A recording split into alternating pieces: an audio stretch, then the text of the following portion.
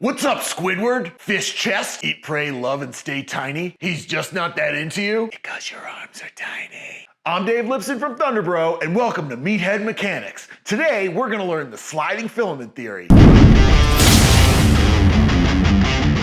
The sliding filament theory is a mechanism that allows muscles to contract.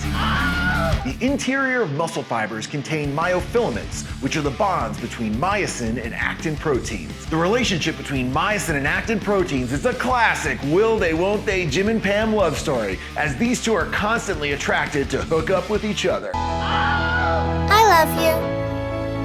The sarcomere is the smallest contractile unit in a muscle cell.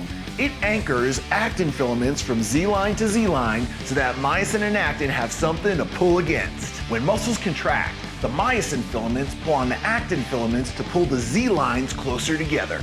This is a relaxed muscle, and this is a muscle that's contracted.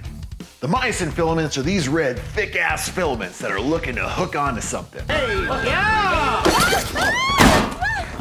At the end of each myosin head, you'll find adenine diphosphate and one phosphate molecule. The actin filaments are these thinner blue helix structures.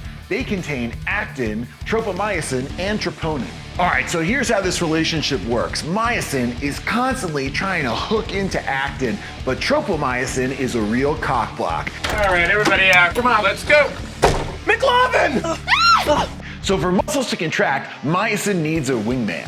What happens is that calcium is released from the sarcoplasmic reticulum. This is kind of like jumping on a grenade or getting a real slump buster. You can be my wingman anytime. Bullshit. You can be mine. I go to my friend Calcium, I'm like, hey bro, I need you to take one for the team. Calcium hooks up with the troponin and then pulls the tropomyosin out of the way. Ding, ding, ding, the door's wide open. The single phosphate attached to the myosin head releases, moving the myosin heads towards the actin attachments in a bond called a cross bridge. In a moment of pure ecstasy, the adenine diphosphate molecule is expended in an epic explosion known as a power stroke.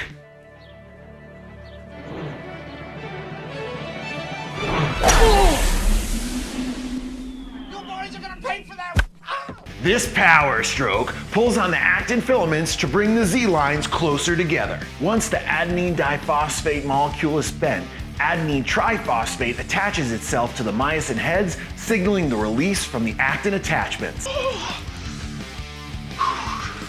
That was fun. Yeah, no, I have your number. I'll call. When this release occurs, adenine triphosphate is broken back into adenine diphosphate plus an extra phosphate molecule, and we're right back to where we started. So that concludes our lecture on sliding filament theory. Tune in next time for more Meathead Mechanics.